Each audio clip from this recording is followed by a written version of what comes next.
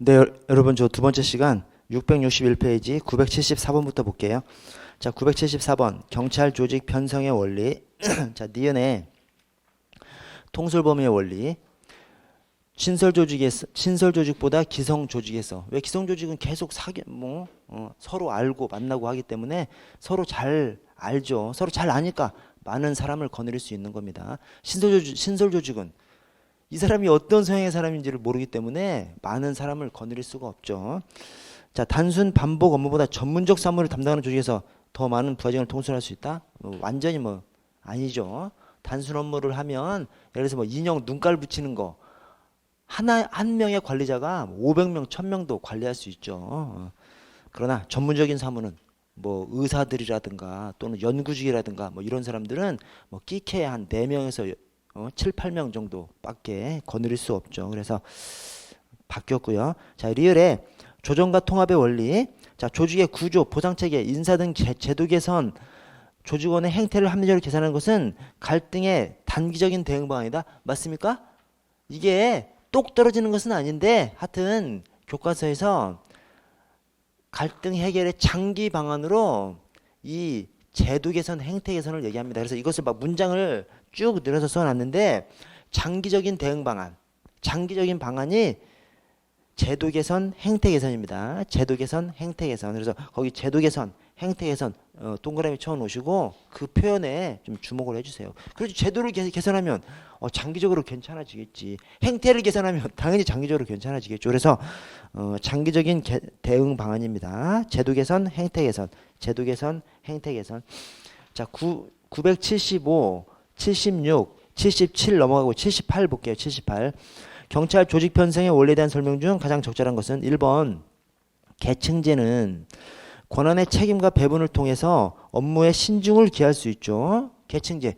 계층 단계별로 결제를 맡아야 되기 때문에 결제를 맡으면서 계속 이것이 제대로 된 것인지 제대로 된 계획인지 검토를 맡을 수가 있죠. 그래서 그걸 갖다가 업무 처리에 신중을 기할 수 있다 이렇게 표현을 합니다. 거기까지는 맞아요. 그런데 새로운 지식 기술의 도입이 용이하다? 그렇지 않죠. 이 계층제, 저 피라미드 조직에다가 조직원들을 꾸겨 넣은 다음에 상하를 나눠 그리고 명령 복종의 의무를 투입해. 그러면 질서가 확 잡힙니다. 질서는 확 잡히지만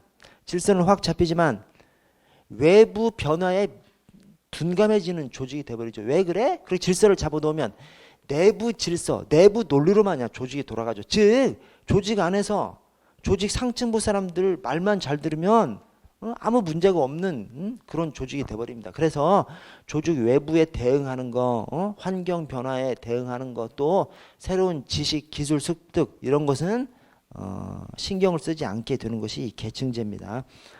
자, 이번에 수사경찰이 내부 관리자와 검사로부터 이중의 지시를 받았던 과거의 수사체계는 통솔범위 원리라는 측면에서 문제점을 지적됐다. 명령통일의 원리. 이 통솔범위 원리는 이 말 표현하고 내용이 좀 달라. 통솔범위 원리는 통솔 이런 것을 얘기하는 것이 아니라 한 명의 상관이 몇 명의 부하를 거느릴 수 있느냐 이게 통솔범위의 원리이기 때문에 그래서 아닙니다. 아니고 명령통일의 원리. 자, 3번에 직무를 책임 난이도에 따라서 등급화하고 상위로 갈수록 권한과 책임이 무거운 임무를 수행하도록 편성해서 상하 간 명령 복종관계를 적용하는 조직 원리. 조직원들을 조직의 틀 안에 꾸겨 넣은 다음에 상하로 나눠 그리고 명령 복종 원리를 투입시키는 거. 그것이 계층제 원리입니다. 명령 통일의 원리가 아니라 계층제 원리예요.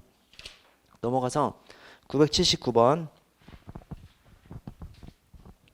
조직 편성의 원리 중 조직 구성원 간의 지시나 보고를 주고받는 과정에서 지시는 한 사람만이 보고도 한 사람에게만 한다는 원칙. 이게 명령 통일의 원칙이죠. 자, 그것과 관련이 깊은 것을 모두 고른 것은 자, 기억에 둘째 줄 중간에 자, 지시가 분산되고 여러 사람으로부터 지시를 받는다면 범인을 놓친다든지 사고 처리가 늦어 인명이나 재산 피해에 신속하게 대응할 수 없게 된다. 즉, 한 사람한테만 지시받게끔 하라는 것이기 때문에 명령통일의 원리 맞습니다. 1번은 명령통일의 원리. 자, 니은의 조직의 집단적 노력을 질서 있게 배열하는 거 조정의 원리죠. 조직이 각각 각 부서, 각 개인 각각 따로따로 놓을 수가 있기 때문에 전체적인 조직 목표를 향해서 움직이도록 조정이 이끌어주고 조정하는 것, 그것이 조정의 원리입니다. 니은은 조정의 원리. 자, 디귿에 관리자의 공백 등을 대비해서 대리나 권한의 유임 또는 유고 관리자의 사전 지정 등을 적절히 활용해야 된다. 명예통일의 원리 맞습니다. 뭐냐면 명예통일의 원리를 엄격하게 지키면 한 사람의 상관으로부터만 지시를 받으니까 나한테 지시하는 그 상관한테만 지시를 받아야 돼요. 그 상관이 없으면 나 지시를 안 받았으니까 그냥 멈춰버리네. 그러면 조직 전체가 그냥 스톱 돼버리죠. 그래서 명령통일의 원리를 고지식하게 너무 고지곧대로 적용하면 위험하다는 거예요. 어느 한 조직의 어느 중간에 한 사람이 없어져 버리면 조직 전체가 멈춰버릴 수가 있기 때문에, 그래서 이 명령통일의 원리는 너무 그냥 너무 완벽하게 지키려고 하면 안 되고 명령통일의 원리를 일정하게 허점이 있기 때문에 일정하게 보완해줘야 된다는 겁니다. 그 보완해주라는 것이 권한의 유임, 대리, 사고 났을 때 유고 관리자의 사전 지정 이런 것을 통해서 한 사람으로부터만 지시를 받는데 지시를 하는 그 사람이 없어지면 다른 사람이 그 역할을 대신할 수 있도록 하는 것이 명령통일의 원리를 보완해 주는 것입니다. 그래서 디귿도 명령통일의 원리가 맞습니다. 맞고요. 자, 리을은 세 번째 줄 중간을 보시면 관리자의 통솔 범위로 적정한 부하의 수는 어느 정도인가? 이건 통솔 범위의 원리입니다. 명령통일의 원리가 아니라 통솔 범위의 원리입니다. 자, 980번 경찰 조직 관리에 대한 설명 중 적절하지 않은 것은 자, 기억. 최근 부각되는 구조 조정의 문제와 관련성이 깊은 것은 통솔 범위의 원리다. 맞습니까? 맞습니다. 이게 이제 어떻게 연결되냐면 구조 조정을 하면 조직 통폐합을 하는 거지 않습니까? 어떤 과를 하나 늘릴 수도 있고 과를 하나 없앨 수도 있잖아요. 과를 하나 늘리면 어떻게 되지? 기존 과에서 인원이 줄어들잖아요. 기존 과에서 데려가 버리니까. 아니 물론 새로 뽑을 수도 있지만 그 인원을 전체 뽑지는 못하잖아요. 조금 뽑고 나머지는 또 다른 과에서 데려와야지. 그러면 다른 과에서 직원이 줄어들잖아요. 그러니까 상관이 거느리는 부하의 숫자가 줄어드는 것이죠.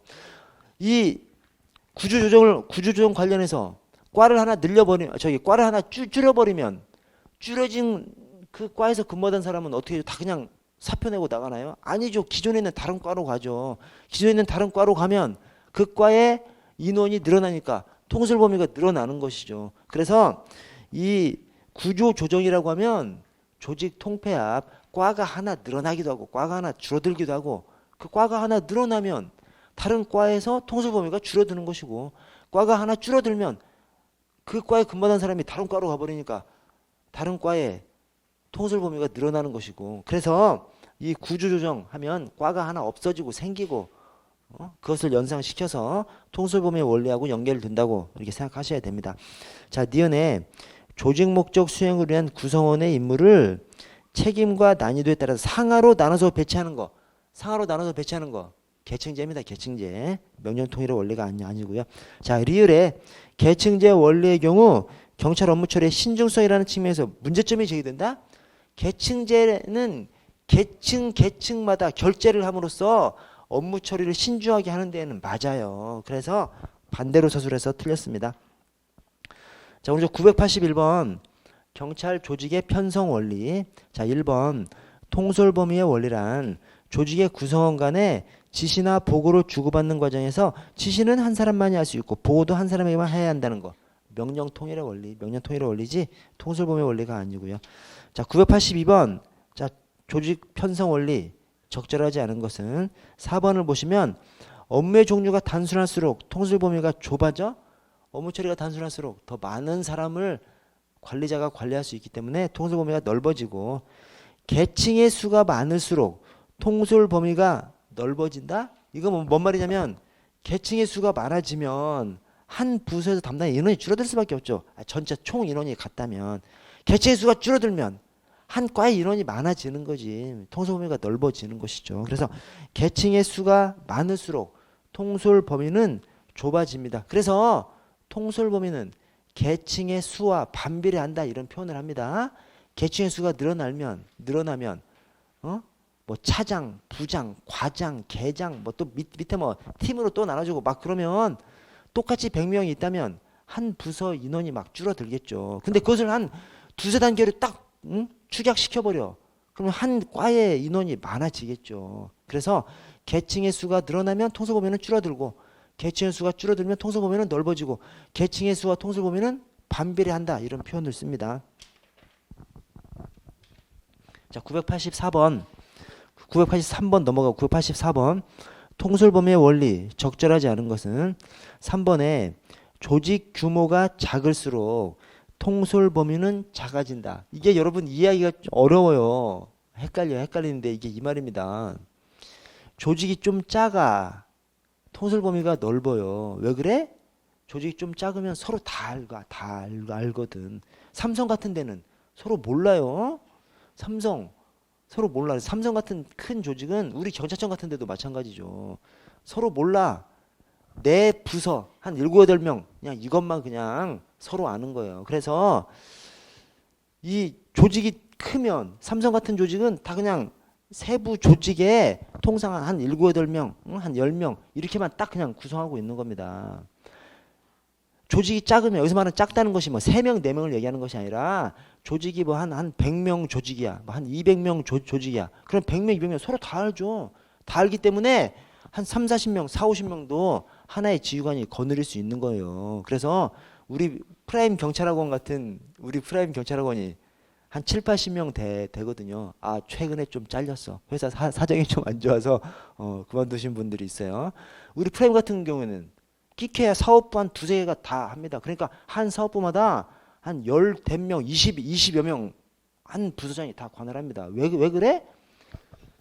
우리 전 회사 사람들을 다 알아. 서로 다 아니까 서로 저 사람의 성향이 어떤지 또 업무는 뭔지 뭘 잘하는지 다 아는 것이죠. 그러니까 한 사람의 지휘관이 한 사람의 부서장이 많은 사람을 거느릴 수 있는 것이죠. 삼성 같은 조직은 그렇게 못하죠. 삼성 같은 조직에서 한 사람한테 막 몇십 명씩 그렇게 담당시켜놓으면 조직이 돌아가겠어요? 안 돌아갑니다. 삼성 같은 조직은 딱 한 7, 8명씩 딱딱딱 그러면 자기 부서만 자기가 통화를 하죠. 다른 부서는 신경도 안 쓰죠. 그래서 조직이 작으면 한 2, 300명 한 100명, 2, 300명 조직이면 서로 다 알기 때문에 서로 잘 알면 통솔범위가 늘어나잖아요. 서로 잘 모르면 통솔범위가 줄어들고 그래서 조직의 규모가 작으면 뭐 한 50명, 100명, 200명 이런 조직은 서로 잘 알기 때문에 그냥 부서 안 나누고 한두 명이도 다 그냥 할 수 있는 그것을 통솔범위가 넓어진다 이렇게 얘기합니다. 대신 조직의 규모가 크면 삼성 같은 조직은 통솔범위가 줄어들어서 한 명의 부서장이 끼케야 7, 8명 정도로 딱딱딱 구분해 놓는 것이 대규모 조직이죠. 저 985번 조직의 구성원 간에 지시나 보고를 주고받는 과정에서 지시는 한 사람만이 할 수 있고 보고도 한 사람에게만 해야 한다는 거. 명령 통일의 원리고요. 자, 986번, 987번 넘어가고요. 988번 경찰 조직 편성 원리에 관한 설명 중 옳지 않은 것은 자, 니은에 조직의 집단적 노력을 질서 있게 배열하는 과정으로 개별적인 활동을 전체적인 관점에서 통일해서 조직의 목표 달성도를 높이는 조직 편성의 원리. 이게 뭐죠? 조정의 원리입니다. 전체 시각으로 끌어당겨 주는 거. 전체 시각으로 조정하는 거. 전체 시각으로 끌어당겨 주는 거. 그것이 조정의 원리입니다. 명령 통일의 원리가 아니고 왜? 조직의 하위 부분들, 하위 부서들은 조직을 위해서 일하려고 하는 것이 아니라 자꾸만 자기 부서만 위해서 일하려고 하는 속성이 엄청 강하거든요. 그래서 전체적인 입장에서 막 끌어당겨 줘야 됩니다. 조직 전체를 위해서, 조직 전체의 목표를 향해서 막 끌어당겨 주는 것이 조정의 원리입니다. 자, 디귿의 계층제 원리는 관리자의 공백 등을 대비해서 대리 위임, 유고 관리자 사전 지정 등이 필요하다.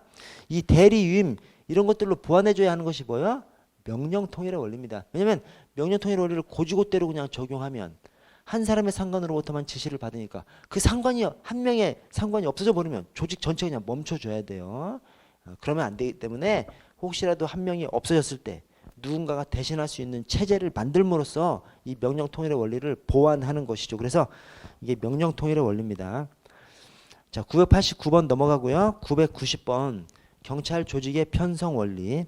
자, 기억에 신설 조직보다 기성 조직에서 상관이 많은 부하 직원을 통솔할 수 있습니다. 왜? 서로 잘 아니까. 그래서 이 통솔범위 원리는 서로 잘 알면 통솔 범위가 넓어집니다. 서로 잘 알고 자주 만나고 그러면 통솔 범위가 넓어지고 잘 모르면 저 사람이 어떤 성향인지 모르니까 많은 사람을 거느릴 수 없는 것이죠. 그래서 신설 조직보다 기성 조직에서 상관이 많은 부하 직원을 통솔할 수 있고요. 맞고요. 자, 니은에 명령 통일의 원리를 너무 철저히 지키다 보면 업무 수행에 혼란을 야기할 수도 있습니다. 그래서 한 사람이 없어져 버리면 조직 전체가 그냥 스톱 돼버릴 수가 있는 것이 명령 통일 원리의 고지식적인 엄격한 적용을 해버리면 그렇게 되고요.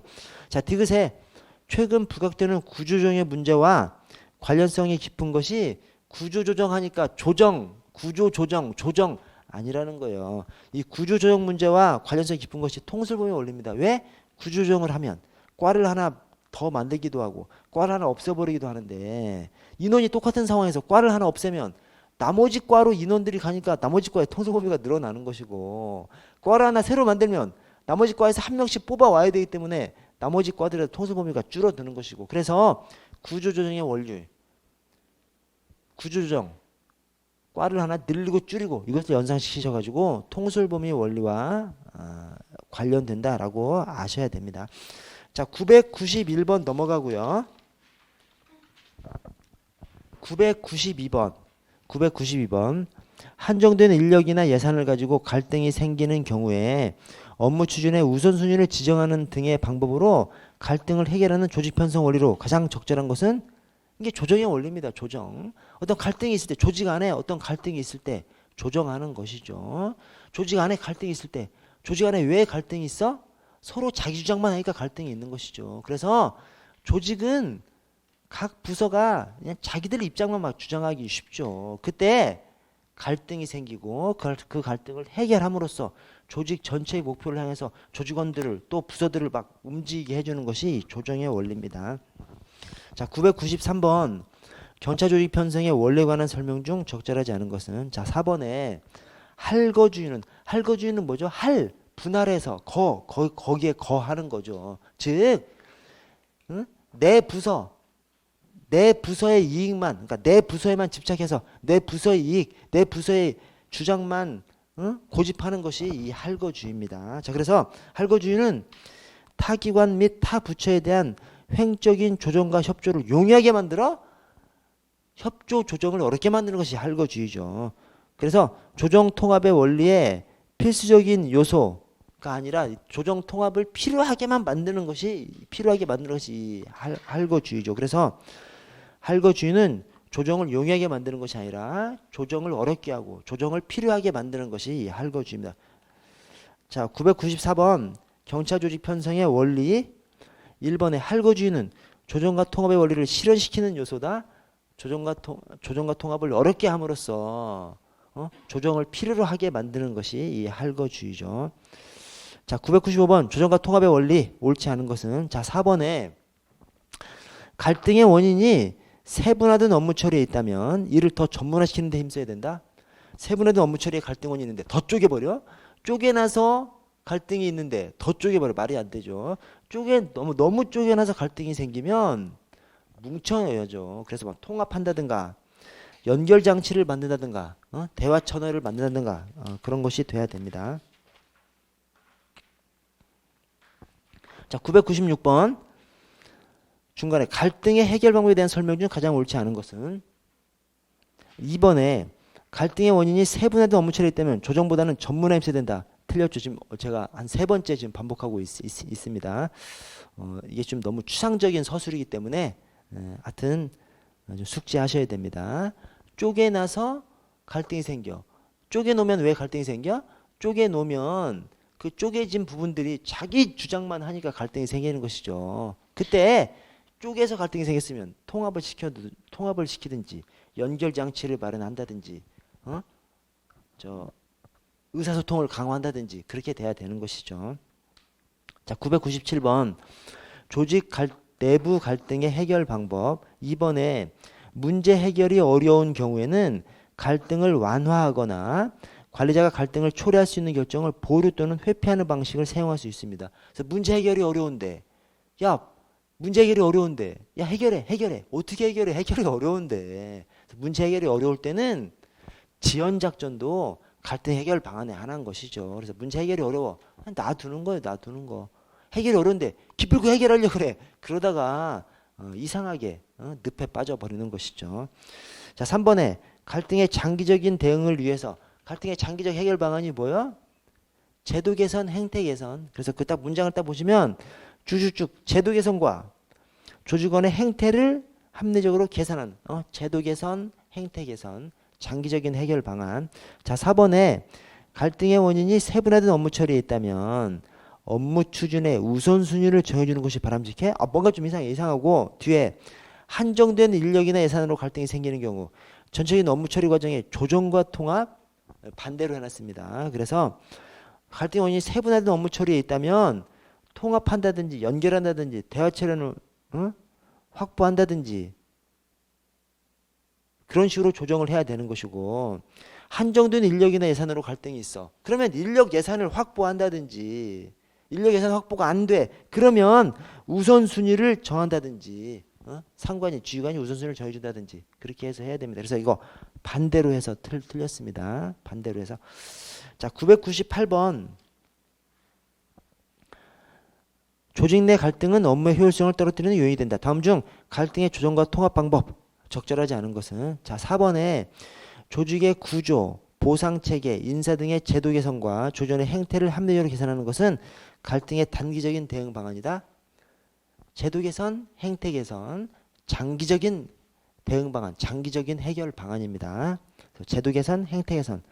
제도를 개선하면 그 제도대로 쭉 이렇게 가는 것이니까 장기적인 근본적인 해결 방안인 것이죠. 행태 개선, 조정의 행태가 바뀌어. 그러면 또 갈등을 일으키지 않는 행태로 바꾸는 것이죠. 그러면 장기적인 개선 방안이 되는 겁니다. 그래서 제도 개선, 행태 개선. 자, 의사결정 모형을 좀 보도록 하겠습니다. 의사결정 모형 이제 하나씩 나오고 있어요. 왜 그러냐면 우리 경찰학 안에 행정법이 있고 또 경찰학 안에 행정학이 있습니다. 그래서 이 경찰 관리, 경찰 통제가 다 행정학 파트죠. 근데 행정학의 주류가 뭐야? 행정학의 주류가 정책학이거든요. 정책학에서 가장 중요한 이론이 의사결정 이론이에요. 왜냐하면 의사결정이 뭐야? 정책이 도대체 정책을 만드는 것도 의사결정이지 않습니까? 행정이 정책을 만드는 그것이 이제 의사결정이거든요. 그래서 정책이 만들어질 때 어떤 절차를 거쳐서 어떤 요소들이 작용해서 정책이 만들어지느냐 그것을 연구하는 것이 정책학인데 이 정책학이 행정학의 핵심이거든요.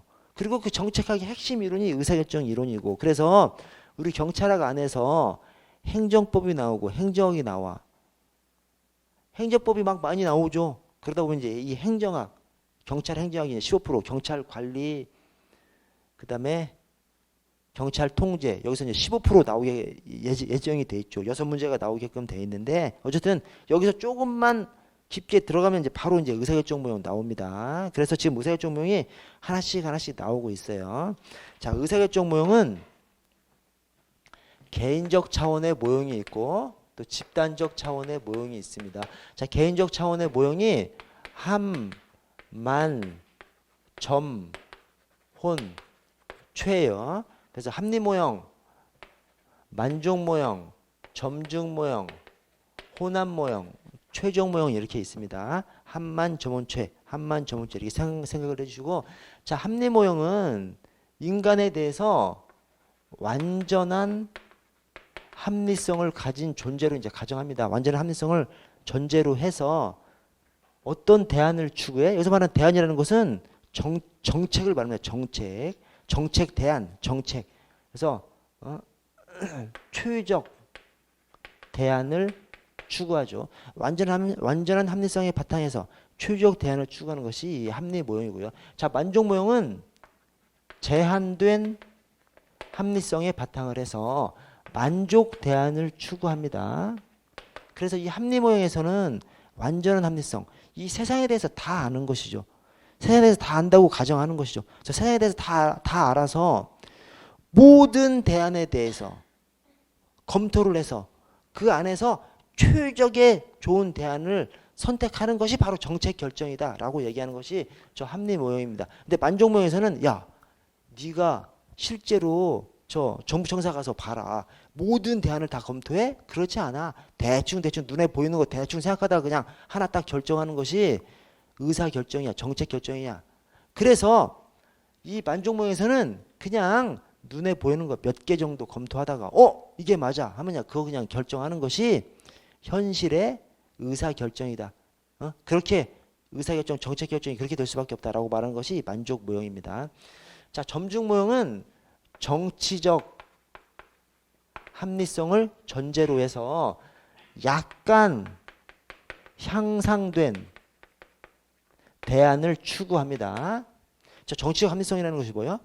사회 각 구성자들끼리, 사회 각 구성원들끼리 서로 막 주장하는 것이죠. 그런 것들이 막 밀리고 타협과 협상을 거쳐서 그냥 전년도 결정된 것보다 조금 나은 것으로 정책 결정이 되는 것이 정책 결정이다라고 보는 것이 저 점중 모형입니다. 자, 호남 모형은 합리 모형하고 점중 모형을 합한 것이 호남 모형입니다. 그래서 합리 모형과 점중 모형을 어떻게 합해? 기본적인 결정은 합리 모형으로, 부분적인 결정은 점중 모형으로. 그러니까 큰 결정, 뭐 1년에 한 번 결정하는 것은 합리 모형으로 모든 대안을 다 검토해 가지고 결정하는 것이고, 그다음에 세부적인 결정은 각 구성원들끼리 협상과 타협을 거쳐서 그 전보다 조금씩 나은 걸로 결정하는 것으로 그렇게 바라보는 것이 호남 모형입니다. 자, 최종 모형은 합리 모형의 한계와 그 다음에 점중 모형의 한계를 극복하려고 하는 것이 저 최종 모형입니다. 그래서 저 최종 모형은 어떻게 서술이 나가냐면 합리 모형의 비현실성. 왜 비현실성이야? 모든 대안을 검토할 수가 없죠. 그런데 모든 대안을 검토한다고 하니까 그 자체가 이제 비현실적이라고 얘기하는 것이고, 그래서 합리 모형의 비현실성을 극복하면서 또 점중 모형의 보수성을 극복하려고 한다. 점중 모형은 왜 보수성이야? 점중 모형은 많은 구성원들끼리 다 참여해서 서로 타협과 협상을 거쳐서 의사결정이 된다고 보는 것이죠. 자, 그러면 기존의 결정을 유지한 채로 기존의 결정에서 조금 나은 걸 결정하는 것이죠. 왜냐? 기존의 결정에서 확 바꿔버리면 어느 피해를 보는 사람들이 가만히 안 있으니까 기존 결정에서 조금 나아진 거를 결정하는 것이 이 점중 모형이거든요. 근데 그런 식으로 결정하면 이 근본적으로 막 엄청 뜯어 고치고 이런 것은 하지 못하겠죠. 그래서 우리 사회에 어떤 막 못 사는 사람들, 사회의 어떤 큰 문제들, 그런 것들을 해결하려고 하면 기존 결정을 막 확 뜯어 고쳐야 되는데 그렇게는 못하는 것이 이 점중 모형입니다. 그래서 이 점중 모형은 민주주의 모형이 점중 모형이에요. 선진국 모형, 민주주의 모형, 선진국 모형, 민주주의 모형이 점중 모형입니다. 선진국이 이미 질서가 잘 잡혀 있으니까 민주주의라는 것이 서로 협상과 타협을 해서 결정하는 것이 민주주의잖아요. 그래서 이 점중주의는 선진국에서 기존의 민주주의로 운영되고 기존의 사회 질서가 잘 갖춰져 있어. 이런 곳에서 어떤 의사결정, 정책결정이 전년도 결정에서 그냥 조금 나아진 것으로 결정하는 것. 이것이 바로 이 점중 모형에서 얘기하는 정책 결정입니다. 그러나 그렇게 하면 어떤 잘못된 것을 크게 뜯어 고치기는 어렵겠죠. 그래서 개발도상국이나 후진국에서 어떤 사회 큰 모순을 뜯어 고쳐야 하는 그런 곳에서는 점중 모형을 적용하기가 어렵겠죠. 그래서 점중 모형을 뭐라고 하냐면 보수적 성향이 있다 이렇게 말합니다. 왜냐? 점중 모형은 기존에 있는 결정에서 조금 나아진 것을 결정하는 것이기 때문에, 그래서 기존에 있는 결정을 크게 뜯어 고치는 못하는 것이 점중주의죠. 그래서 그걸 갖다가 점중주의의 보수성 이렇게 표현을 합니다. 그래서 최종 모형에서는 합리 모형의 비현실성과 점중 모형의 보수성을 극복하려고 한다 이렇게 얘기합니다. 자, 최종 모형에서 합리 모형, 점중 모형을 극복하려고 하는 그 방향이 뭐냐면 두 가지가 있어요. 이제 하나가 합리성에 더해서 초합리성을 추구해야 한다 이렇게 이제 주장을 합니다. 여기서 말하는 초합리성이 뭐냐면 뭐 영감, 뭐 직관 이런 것들도 반영해야 된다 그렇게 얘기합니다. 그렇지. 어떤 정책 결정을 할 때 그냥 우리 눈에 딱 그냥 합리적인 거, 눈에 들어오는 뭐 비용 이런 것뿐만 아니라 뭐 사람들의 생각이라든가 뭐 사람들의 느낌, 하여튼 뭐 직관, 통찰 영감 이런 것들까지 반영해서 하면 뭐 좋긴 좋겠지. 그러나 사람들의 직관, 영감, 뭐 통찰력 이런 것들은 객관적으로 설명하기가 참 어렵죠. 그래서 이 초정 모형에서 합리주의, 점정주의를 극복하려고 하는 그런 방향의 하나가 초합리성까지 개입을 시킴으로써 초합리성까지 만족시키는 정책 결정을 추구하는 것이죠. 그런데 그 초합리성으로 해서 영감, 직관 이것을 얘기함으로써 이 초정 모형은 그냥 무시당하는 그런 이론입니다. 그래서 이 초정모형을 비판하는 사람들이 뭐라고 얘기해? 야, 너 네 이론은 신비주의적이다 이렇게 표현을 합니다. 신비주의적. 자, 지금 이게 학문을 얘기하지 않습니까? 정책학, 학문을 얘기하는 것인데 어떤 학문, 학자가 논문을 발표한 것에 대해서 야, 네 논문은 좀 신비주의적이야. 그 말은 뭔 말인지 아세요? 야, 네 논문은 논문도 아니야. 이런 얘기입니다. 그래서 이 영감, 직관, 뭐 통찰력 뭐 이런 것들을 얘기하면서 이 초정 모형은 신비주의적이다. 아니야. 학문도 아니야. 이렇게 비판받는 것이 저 초정 모형이고. 자, 초정 모형에서 하나 더 주장하는 것이 있습니다. 그것이 상위 결정 또는 메타 결정을 얘기합니다. 상위 결정 또는 상위 정책 결정, 메타 결정 또는 메타 정책 결정을 얘기합니다. 이게 뭔 말이냐면 정책 결정을 잘 하려면 정책 결정에만 관심을 가지면 안 되고 정책 결정 체계에 대한 정책 결정이 필요하다는 거예요. 이게 뭔 말이냐면 좀 돌려서 얘기하시면 좀 쉽습니다. 자, 제가 항상 이거 드는 예인데 승진 심사를 함에 있어서 제대로 일한 사람, 열심히 일한 사람, 좋은 사람을 승진시키자라고 해. 야, 이번 승진심사에서는 위원회에서 제대로 열심히 일한 사람을 승진시키자. 이 초정모에서 뭐라고 얘기냐면 그렇게 열심히 일한 사람을 승진심사시키자. 그것 가지고 안 된다는 거예요. 이 승진심사를 결정하는 결정 체계 자체를 제대로 마련해야 승진심사를 제대로 할 수 있다는 겁니다. 즉 승진심사위원회를 제대로 꾸려야지. 승진심사위원회는 특정 집단 출신들로 막 승진심사위원을 그러니까 특정 출신으로 승진심사위원을 다 꾸린 다음에 야 공평하게 골고루 줘. 말이 되냐고요. 승진심사위원회를 꾸릴 때부터 출신 안배, 뭐 나이 안배, 그다음 뭐 지역 안배, 출신 고등학교 안배, 뭐 이런 것들을 다 골고루 이렇게 넣어놔야 그 사람들이 서로 얘기해서 제대로 이 열심히 일한 사람을 승진시킬 거지 않습니까? 근데 승진심사위원회는 개판으로 끌어놓은 다음에 그 개판으로 끌어놓은 승진심사위원회 사람들한테 공정하게 승진심사를 시켜라. 말이 안 되잖아요. 그래서 상당히 일리가 있는 말입니다. 저게 정책 결정을 제대로 하려면 정책 결정 체계 자체를 제대로 꾸려야 된다는 거예요. 그래서 정책 결정을 제대로 하려면 정책 결정 체계에 대한 정책 결정을 제대로 해야 된다는 것이죠. 그 정책 결정 체계에 대한 정책 결정이 바로 상위 결정 또는 상위 정책 결정 또는 메타 결정, 메타 정책 결정이라고 합니다. 그래서 최종 모형에서는 초합리성이라는 얘기가 나오고요. 또 메타 결정이나 상위 결정 이런 표현이 나옵니다. 자, 여러분 그럼 의사결정 모형을 하나씩 좀 보면 자, 673페이지 999번 의사결정 모형 1번에 최종 모형은 정책 결정자의 합리성뿐만 아니라 직관, 판단, 통찰력, 영감 이런 것 갖다 이제 초합리성이라고 하죠. 그 초합리성을 아울러서 고려해야 한다라고 주장하는 것이 이 초정 모형이고 맞습니다. 자, 2번에 쓰레기통 모형은 이 한만 점원초에 없죠. 그래서 이 한만 점원초에 없는 것들은 다 집단 차원의 의사결정 모형입니다. 저 한만 점원초가 개인 차원의 의사결정 모형이고 한만 점원초에 없는 것은 집단 차원의 의사결정 모형입니다. 자, 쓰레기통 모형은 대학 조직과 같이 조직 구성원 사이의 응집력이 아주 약한 상태, 즉 조직화된 무정부 상태. 이것이 조직 구성원들이 막 엄청 흐트러져 있는 상태를 조직화된 무정부 상태라고 표현합니다. 조직화된 무정부 상태라는 표현이 나오면 그냥 쓰레기통 모형이에요.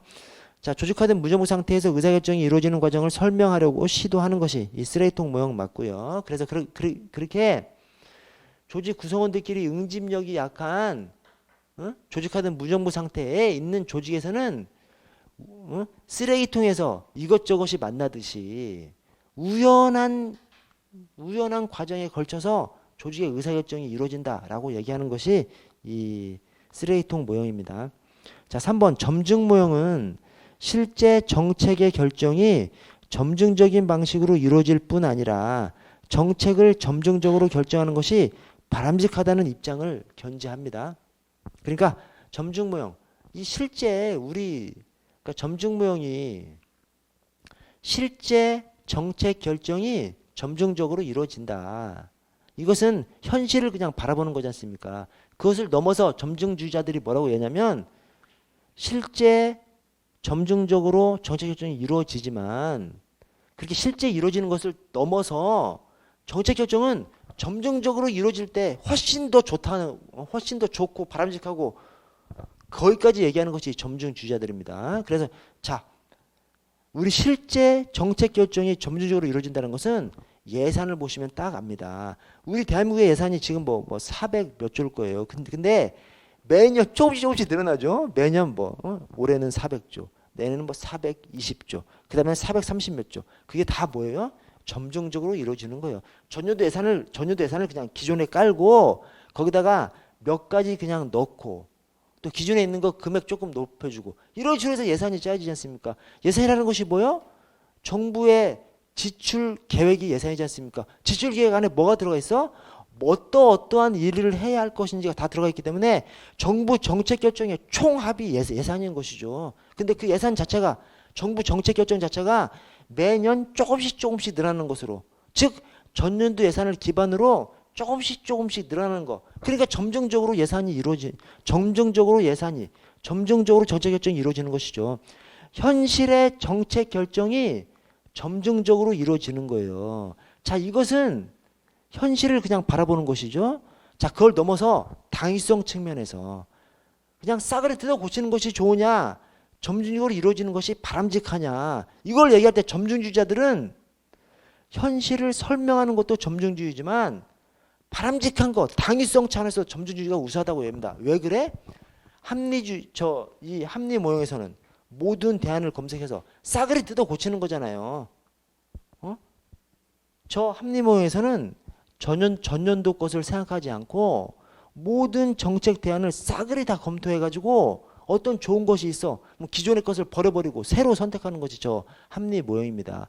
자, 거기다 대놓고 점증주의가 뭐라고 얘기하냐면, 하나는 야, 니네가 세상을 다 알아? 삼라만상이야? 제대로 알지도 못하면서 그렇게 싸그리 뜯어 고치면 잘못된다는 거예요. 일리가 있는 말이지 않습니까? 기존의 정책이 우리들의 어떤 사고, 지식, 판단력 이런 들이 다 들어가서 기존의 정책이 있는 거잖아요. 근데 기존의 정책을 싸그리 없애버리고 새로 만들어? 그것이 사회에 더 안 좋다는 거예요. 그걸 점증주의자들이 얘기합니다. 그래서 점증주의자들이 점증주의적으로 정책 결정을 하는 것이 현실을 설명하는 데도 적합해. 하나 더 나아가서 점증주의적으로 정책을 결정하는 것이 사회에 더 바람직하다고 얘기합니다. 그러면서 또 하나 얘기하는 것이, 야, 합리주의에서는, 저 합리 모형에서는 1년에 한 번씩, 3년에 한 번씩 크게 뜯어 고치는 것이죠. 점증주의에서는 계속 뜯어 고쳐가는 거예요. 그래서 점증주의에서 뭐라고 얘기하냐면, 야, 니네가 몇 년에 한 번씩 뜯어 고쳐서 사회를 고치는 것보다 우리가 그냥 한 달에 한 번씩 조금씩 고쳐나가는 거, 이게 더 크게 더 잘 고쳐나갈 수 있다라고 얘기하는 것이 점증주의자들입니다. 그래서 점증주의자들이 주장하기를 현실 설명력도 점증주의가 더 높고 당위성 차원에서, 즉 바람직성 차원에서도 점증주의가 저 합리주의보다 훨씬 더 좋다라고 얘기하는 것이 점증 모형입니다. 그 표현입니다. 이게 3번이 점증 모형은 실제 정책 결정이 점증적인 방식으로 이루어질 뿐만 아니라 정책을 점증적으로 결정하는 것이 바람직하다는, 거기까지 주장하는 것이 점증주의고요. 자, 4번에 회사 모형, 한만 전문처에 없죠. 한만 전문처에 없어요. 이 회사 모형은 집단 차원의 의사결정 모형이고요. 이 회사 모형이 뭐냐면 개인적 차원의 의사결정 모형에서 만족 모형이 집단 차원으로 가면 이 회사 모형이 됩니다. 회사 모형이라고도 연합 모형이라고도 하고요. 자, 만족 모형이 뭐야? 적절하게 만족스러운 지점에서 정책 결정이 이루어진다고 보는 것이 이 만족 모형이잖아요. 오케이? 그래서 만족 모형은 적절하게 만족할 때. 회사 모형도 똑같습니다. 회사 모형에서 강조하는 것이 뭐예요?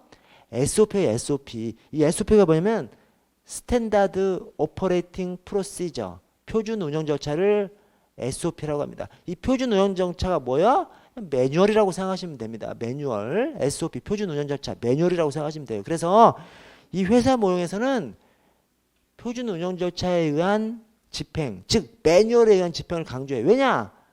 여러분 매뉴얼대로 하면 최고로 잘한 거야? 그건 아니죠. 그러나 중간은 지킨 거지 매뉴얼대로 하면. 그래서 저 만족 모형에서 적절히 만족스러운 점에서 의사결정을 하듯이 이 회사 모형에서는 그냥 매뉴얼대로 표준 운영 절차 SOP대로. 그래서 이 회사 모형은 끝에 장기적인 전략과 기획의 중요성을 강조한다? 그렇지 않습니다. 그냥 그때그때 그냥 매뉴얼대로만 해. 야 새끼야 매뉴얼대로만 해. 그러면 중간은 하는 거야. 이런 시각이 회사 모형 또는 연합 모형입니다. 그래서 장기적인 시각이 아니에요. 그냥 단기적으로 야 그냥 매뉴얼대로 하고 끝내. 이 시각이 회사 모형, 연합 모형의 시각입니다. 자, 1000번을 보시면 정책결정 모형에 대한 설명으로 옳지 않은 것은 자 1번 합리 모형은 완전한 정보를 가지고 효용 극대화 논리에 따라서 소비 행동을 하는 경제인의 가정과 매우 유사합니다. 맞습니다. 합리 모형은 최고로 합리적인 의사결정을 하려고 하는 것이기 때문에 이렇게 효용 극대화 논리에 따라서 소비 행동하는 경제인 가정과 똑같습니다. 유사해, 똑같아.